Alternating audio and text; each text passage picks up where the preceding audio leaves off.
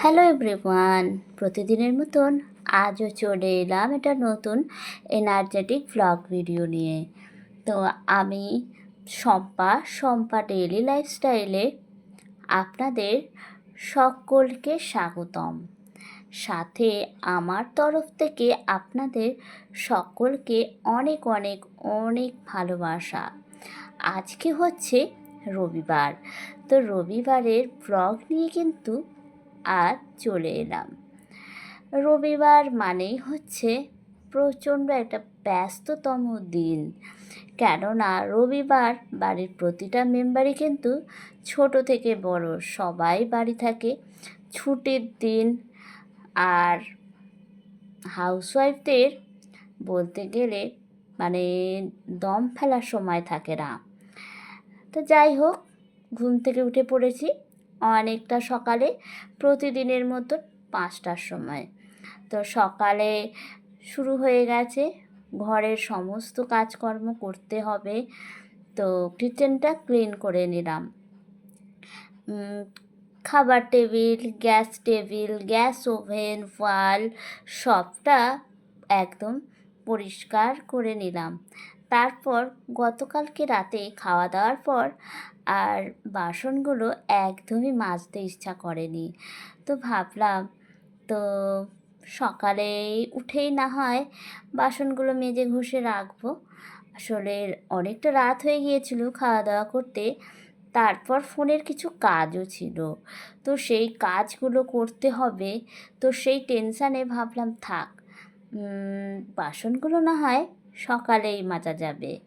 তো সেই জন্য এবার চলে এসেছি বাসনগুলো পরিষ্কার করে মাজা ঘষা করতে। আর এমনি অন্যান্য দিন বলতে গেলে বেশিরভাগ দিনই মাজা ঘষা করে রেখেই দিই, কিন্তু মাঝে মধ্যে তো হয়েই থাকে এরকম। তো সেরকমই একটা দিন। আর রবিবার তো তাই একটু কাজ বেশি থাকে। রবিবারের দিনটা ভীষণ বলতে গেলে ব্যস্ততার মধ্যে দিয়ে কাটে। তো এক এক করে সমস্ত বাসি কাজগুলো সেরে নেব। আর এদিকে বাসন কোসন মাজা ঘষা করে ধুয়ে সব উপর দিয়ে একদম কিচেনের কাজ একদম কমপ্লিট। আর এদিকে দেখতে পাচ্ছেন হাজব্যান্ড কিন্তু প্রতিদিনের মতন আজও অনেকটা সকালে ঘুম থেকে উঠে পড়েছে, উঠে কাজেও বেরিয়ে গেছে। আর আমি বিছানাটা পরিষ্কার করে এবার ঘরদোর ঝাড়াঝুড়ি করে এবার কিন্তু মুছে নিচ্ছি।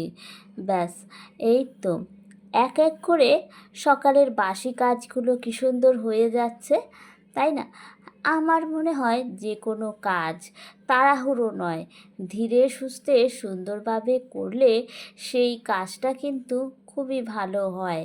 তাই সকালে না হয় একটু তাড়াতাড়ি উঠলাম, কিন্তু কাজগুলো যদি সুন্দর করে গুছিয়ে ধীরে সুস্থে করা যায়, আরও সুন্দরভাবে ঘরটা কিন্তু সাজিয়ে তোলা যায়। এটা আমার বক্তব্য, আমার মনে হয়। আমি এইভাবেই আমার সংসারের সমস্ত কাজ করে থাকি। তো একটু সময়টা একটু বেশি নিই না, কোনো অসুবিধা নেই। তো সেই সময়টা নিয়ে সুন্দর করে গুছিয়ে কাজগুলো করলে সেই কাজটা আরও সুন্দর হয়। তো এদিকে ঘরদোর তো আমার পরিষ্কার করা হয়ে গিয়েছে, মোছামুছি। তো এদিকে দেখুন বন্ধুরা, গাছে কত টগর ফুল ফুটেছে, প্রত্যেকটা কর্নারে গাছে থোকা থোকা ফুল রয়েছে। তো আর এদিকে আমি কিন্তু বাইরে পুরো জল ঢেলে দিয়েছি, আমাদের মেন গেট একদম বাইরের গেট, রাস্তাতে সমস্ত কিছু। হাজব্যান্ড যেহেতু কাজে বেরোয় তাড়াতাড়ি, তো আমিও তাই তাড়াতাড়ি উঠে বাইরে পুরো জল দিয়ে উঠোনটা ধুয়ে দিই। উঠোন তো না, শুধু বেরোনোর রাস্তাটুকু। তারপর আজকে কিছু কাচাকুচিও ছিল, সেইগুলো কাচাকুচি করে স্নান করে চলে এসেছি ছাদে জামা কাপড়গুলো মেলতে। আর বন্ধুরা দেখুন, আকাশটা একবার দেখুন, ঘর থেকে তো আমাদের আকাশ একদম দেখাই যায় না। জানলা দিয়ে তাকালে পাশের বাড়ির দেওয়াল আর জানলা ছাড়া যে আর কিছুই আমাদের এখানে দেখা যায় না। কিন্তু এই যে ছাদেও সবসময় আসা হয় না, এই জামা কাপড় মেলতে বা তুলতেই আসা হয়। কি সুন্দর আকাশটা দেখে মনটা সত্যিই জুড়িয়ে যাচ্ছে। মনে হচ্ছে মায়ের আগমন হয়ে এসেছে, মা আসছে। সেই শরতের পেঁজা তুলোর মতন মেঘগুলো একদিক থেকে আরেক দিকে ভেসে যাচ্ছে। সত্যি মা যে আসছে, আর কিছুদিনের অপেক্ষা, তারপর তো আমাদের সেই মহা উৎসব, তাই না? সেই দিনের অপেক্ষায় আমরা প্রতিটা মানুষ বছর পর বছর, মানে মাসের পর মাস সেটা অপেক্ষা করি। তো এদিকে সকালে স্নান সেরে একটু জল বিস্কুট খেয়ে নিয়েছিলাম। তো আজকে হাজব্যান্ড কাজে তো বেরিয়ে গেছে, তো ওখান থেকে তাড়াহুড়ো করে অনেকটা তাড়াতাড়ি আজকে বাজারও পাঠিয়ে দিয়েছে। তো এদিকে চলে এসছে আমার মাছ বাজার। তো আজকে সানডে, তাই কাতলা মাছ এনেছে আর সাথে চিংড়ি মাছও এনেছে। ফ্রিজে রয়েছে মোচা। তো হাজব্যান্ড তার জন্য বলেছিল যে আমি বাজার থেকে চিংড়ি মাছটা পাঠিয়ে দেবো, তুমি একটু মোচা চিংড়ি করো, মানে চিংড়ি মাছ দিয়ে মোচার তরকারি আর এই কাতলা মাছের ঝোল, এটাই তুমি এবেলার জন্য করো। আমাদের তো প্রতিদিন মানে এবেলার রান্না এবেলায়, আবার ওবেলার রান্না আলাদা আলাদা। তো এটা শুধু এবেলার তরকারি হবে। তো মাছগুলো ধুয়ে বেছে একদম রেখে, তো গতকাল রাতে করেছিলাম একটু পরোটা আর ছোলার ডাল, তো খানিকটা রয়েও গিয়েছিল, হাজব্যান্ডকে টিফিনেও দিয়ে দিয়েছি। আর আমিও মাছগুলো ধুয়ে বেছে সব রেডি করে ভাবলাম যে না, এবার টিফিনটা করে নিই। টিফিনটা করে নিয়ে তারপর সমস্ত কাজে লেগে পড়ব। কেননা আজ তো রবিবার বললাম, তো রবিবারে ভীষণ কাজের চাপ থাকে, আর রান্না বান্না, অনেকগুলো রান্না বান্নারও অনেকটা চাপ থাকে। তাই আজকে বেশি সময় নিইনি, বেশি সময় ধরে অপেক্ষাও করিনি, তাড়াতাড়ি চলে এলাম রান্নাঘরে।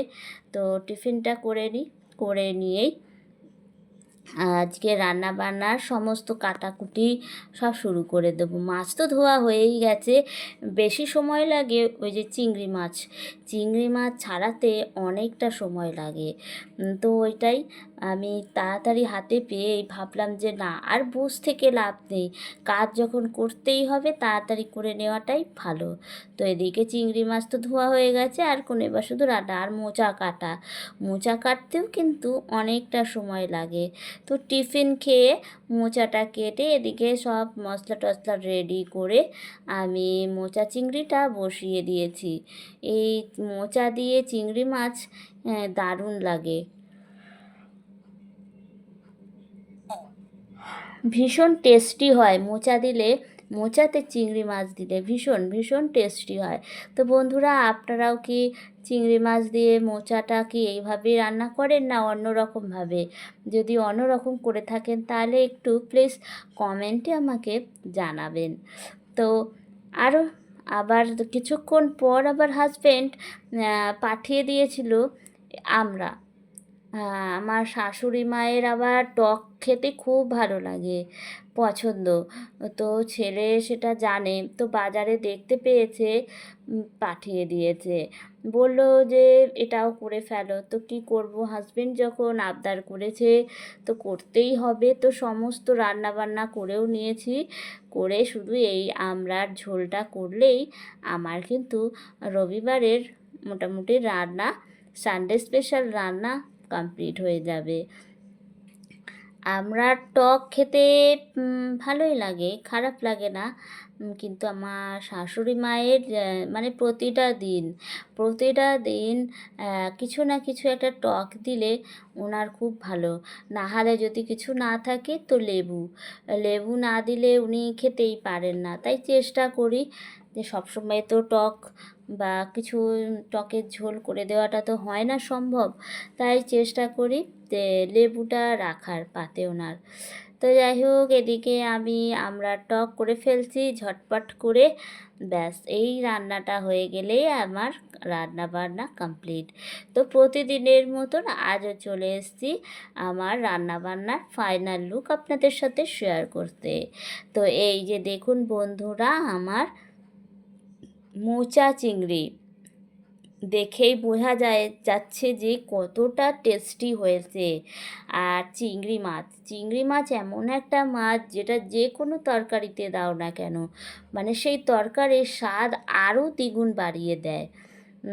আর এই যে আমার কাতলা মাছের ঝোল, আলু দিয়ে পাতলা করে ঝোল করেছি।